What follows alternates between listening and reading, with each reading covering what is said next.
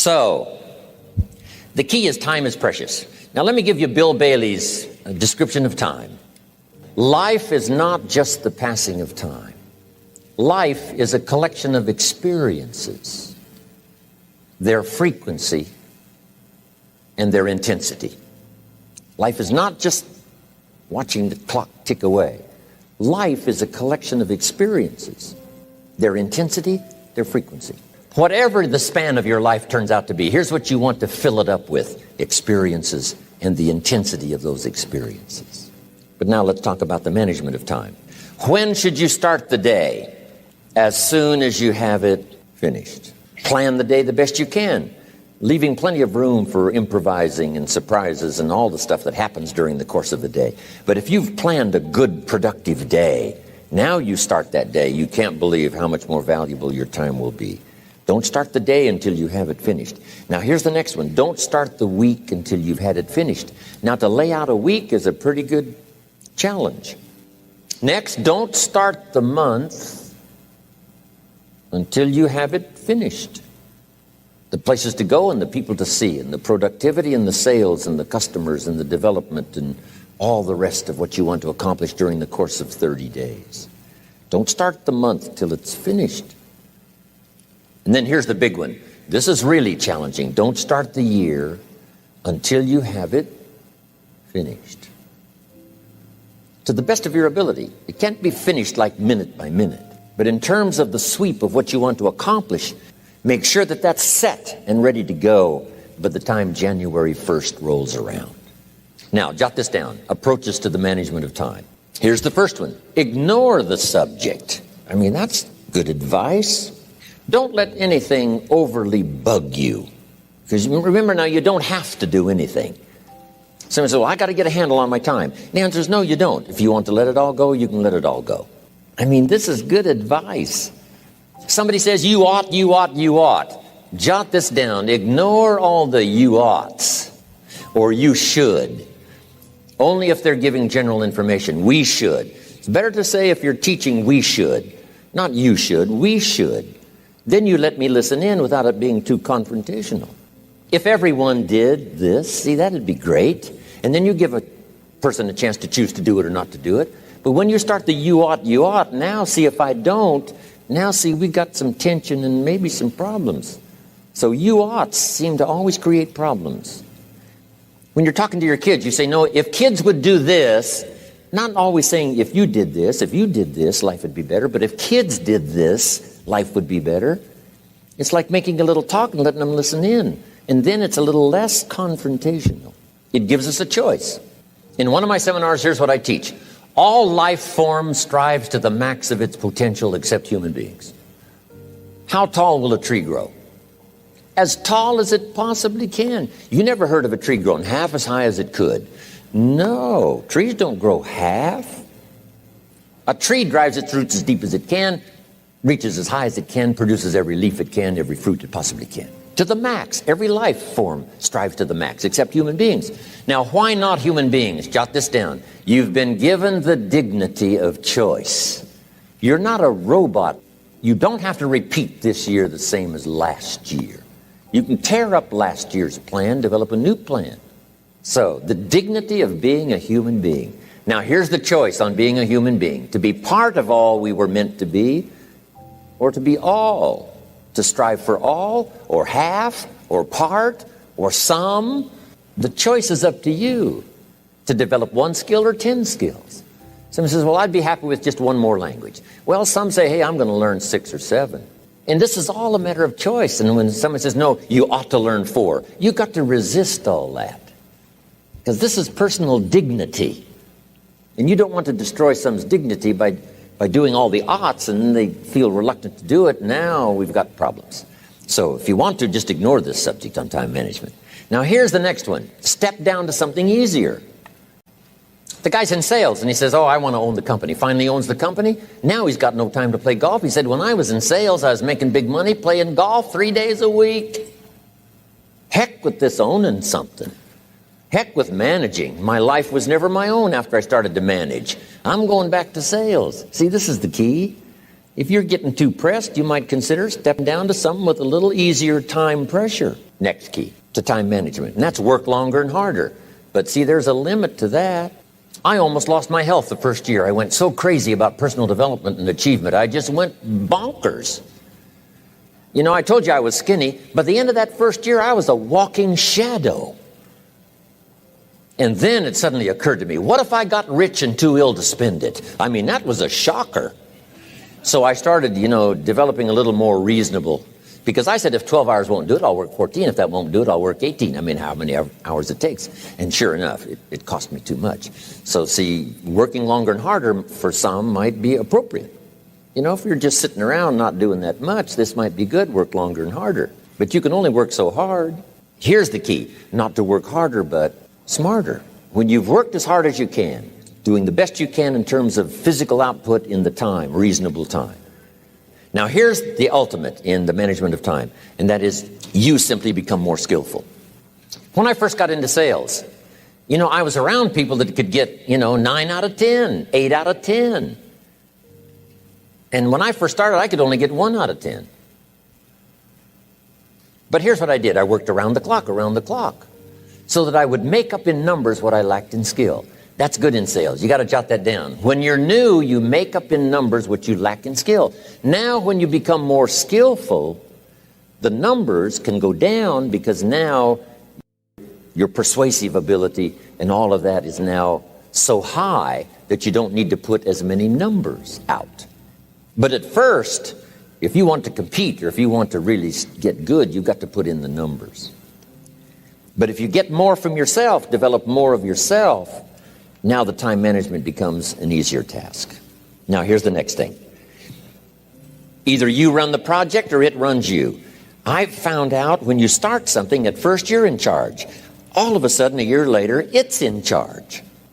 Some of the companies I started, I'm telling you, I'm in control. A couple of years later, I'm out of control. At first, I've got it on the run. 2 years later, it's got me on the run. Haven't got enough time. I'm dizzy with trying to get it all done. So here's part of the key, and that's to get in charge. Say, I'm going to take charge of my health. Take charge of your time. Take charge of your resources, which we're going to talk about next. You're the one that's responsible for it. It's not a requirement of society that you not have a heart attack and take care of your family. That's not a requirement of society, but you must make it a requirement of yourself. Society doesn't require that you build a financial wall around your family nothing can get through. That's not a requirement of society. It's a requirement you impose on yourself to build a financial wall around your family nothing can get through. So impose on yourself this self-development of being in charge, taking charge of your life and your health and your future and your responsibilities and all the rest. Next, reasonable time is enough time to achieve all of your goals. Just jot that down. Reasonable time is enough time. I had to learn that. Reasonable time is enough time. Here's why. It's not the hours you put in, it's what you put in the hours. If you start depositing greater ideas into the hours you've got later than now, I'm telling you, later you can't believe the productivity that will flow. The ideas you can't think of now, a year from now, they'll start to flow. And when you deposit those ideas in the hours you've got, productivity multiplies by 2, 3, 5, 10. Next, time management essential. We've already covered the first one, a written set of goals. And then do priorities on your goals. What's important this week? What's important this month? Here's the next one. Often review. Just go over your goals to make sure that your list is working for you. It's got you inspired. It's got you turned on. Somebody says, how come you're up so early? Say, if you were headed where I'm headed, you'd be up early too. If you were going to meet who I'm going to meet, you'd be up early. If it was going to stack up for you like it's stacking up for me, you'd be getting up early. Here's some more time management essentials. Learn to study what we call majors and minors. You pick up the phone. Here's what you must say when you pick up the phone. Is this a major conversation or a minor conversation? If it's minor, a few pleasantries and you're done. If it's major, maybe you've got to make a few notes. So here's the next one. Important conversations, make an agenda before you make the call. Just jot down a little agenda. It's so easy now to just talk out of your head. Did you ever hear a conversation end like this? Let's see, there was something else. See, you don't look that swift. I can't think of it right now. I'll call you back. See, you look a little incompetent. Let's see, there was something. It escapes me right now. Really? So have you got this now? Make an agenda before you make a call if it's an important call. Now later that saves you all kinds of stuff. So what's major, what's minor? Now here's the key on this. Don't major in minor things. If you take up major time to do minor things, I'm telling you, you'll be behind the curve constantly. Here's what we learn in sales training. What's major time and what's minor time? And if you took a look, if you're in sales and you took a look at a week, you'd say, my gosh, I'm spending 90% of my time on the minor stuff and so little time on the major stuff in the presence of.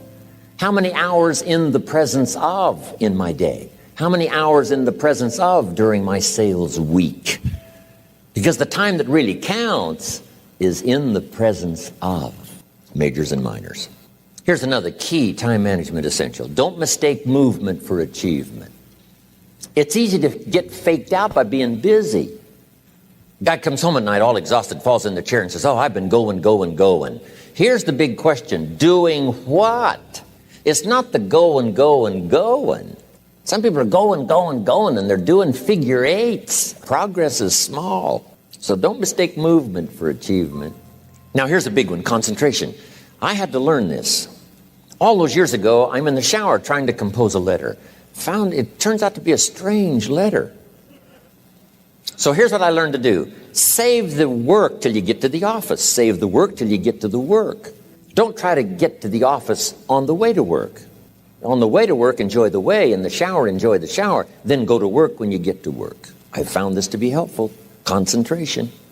Here's another big one. Learn to say no. I'm telling you, in such a social society we have now, it's so easy to try to be a nice person saying yes to everything. Find yourself overloaded. Now you got to call and make the, well, gosh, you know, all the time it takes to back out of something that you said yes to too quickly. Here's what might be better. I don't think so, but if that changes, I'll call you. Little things you can use not to overcommit yourself. My friend Ron Reynolds says, don't let your mouth overload your back. It's a good one. Now, here's a big one on time management. When you work. When you play. Don't mix the two. Don't work at play. I used to take my family to the beach and I would bring my briefcase. I learned not to do that. Or at the beach, I'm saying I should be at the office. Now my family's upset because I'm at the beach and I'm thinking office. Now when I'm at the office, I'm thinking what? I got to get my family to the beach. So things are not going too well at the office because I'm thinking beach, and things are not going too well at the beach because I'm thinking office. Here's what I learned to do. At the beach, be at the beach. At the office, be at the office. When you work. When you play. Don't mix the two. Don't work at play. Now, here's one of the most important ones. Don't play at work. Work is too serious. But I'm telling you, you got to be serious about work because you're parting with a piece of your life for the work you do.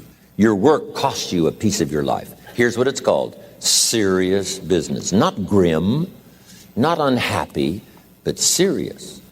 Here's another key phrase. All work is good. You may not like your job, but if it's the stepping stones to get you to where you want to go, you got to appreciate your job. You don't have to have a passion for your job. Here's the ultimate passion. A passion for incredible success in every department of my life. That's the passion. But don't look down on some menial job you have to do to finally get you to where you want to go. No job is menial. No job is not, every job is noble. Training life for pay, making a contribution to society. Next, analyze how you are. And if you have some weaknesses, if you doesn't seem like you can change, here's the key. Get it covered. I used to keep promising myself I'd keep the books. Finally, I gave that up. And back then, it only took me an extra $50-$60 a month for some accountant to keep the books. I said, no, I'm going to save the $50. You can't believe what I started losing in productivity because I tried to save the $50. So the key is a lot of the time you can stay like you are, but just make sure you get it covered. Next. Beware of the telephone and all other systems of communication, especially the telephone at home and systems of communication at home. And here's one of the best lines I've got for you for the weekend. Let all communication systems serve you, but don't let them intrude. Here's the next one. Read all the books. You know, I've only got a few notes here on time management, but if you've got some particular challenges, you run a big organization, a big corporation, you've got some challenges, there's plenty of books. Now, here's what's next. Just be more alert to the things that might be stealing your time. Here's why. Time is like capital. You can't let someone steal your seed corn. You can't let someone steal your capital. And you can't let someone steal your time.